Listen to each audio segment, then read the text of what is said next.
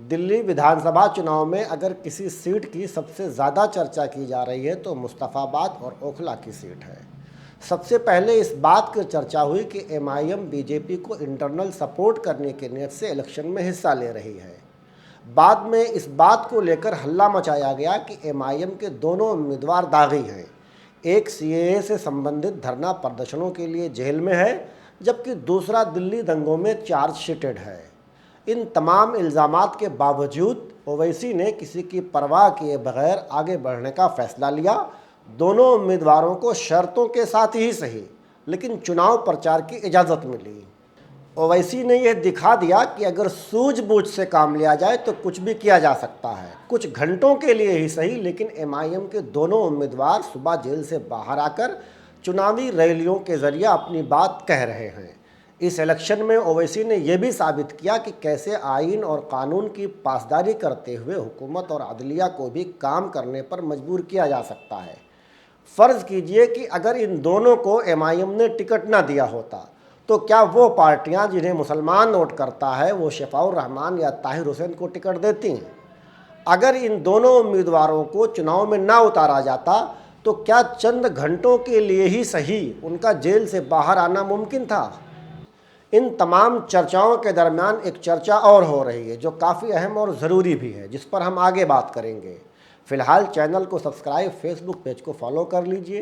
साथ ही digital media house के क़याम में अगर आप हमारा ताउन करना चाहते हैं तो लिंक डिस्क्रिप्शन में है। आप अपनी मर्ज़ी से किसी एक सब्सक्रिप्शन प्लान को साइन अप कीजिए या अपनी मर्ज़ी से न्यूज़ G24 का सपोर्ट भी कर सकते हैं।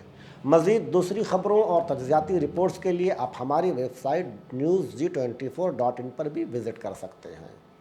यह बात हर कोई जानता है कि इस वक्त भारत क्या पूरी दुनिया में ओवैसी एक आइकॉनिक शख्सियत बन चुके हैं, जिनको सुनने के लिए आवाम का सैलाब उमड़ पड़ता है।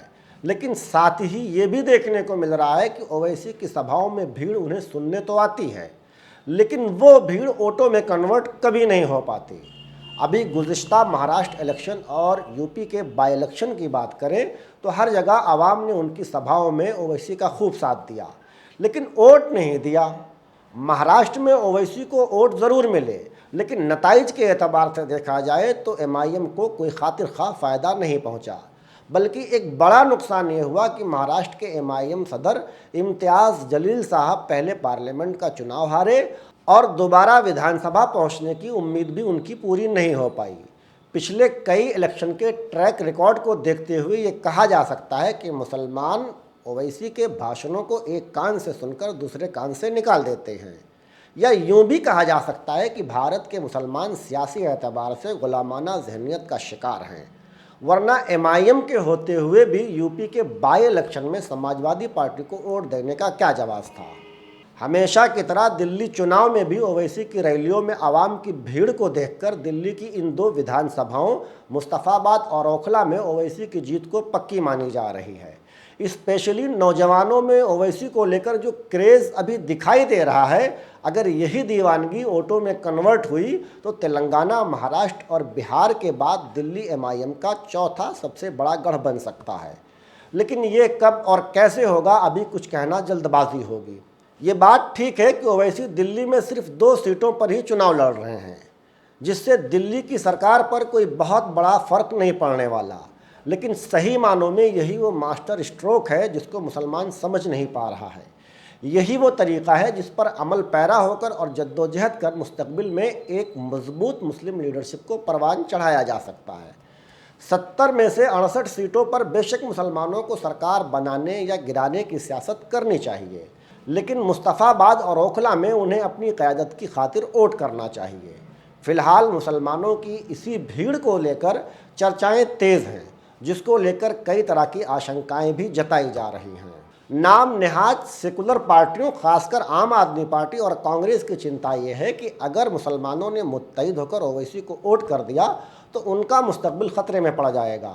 जबकि मुस्लिम लीडरशिप के लिए कोशां लोगों की फ़िक्र यह है कि हर बार की तरह इस बार भी मुस्लिम वोटरों ने अगर हराओ और जिताओ की पॉलिसी पर अमल कर लिया तो मुस्लिम लीडरशिप का ख्वाब धरा का धरा ही रह जाएगा।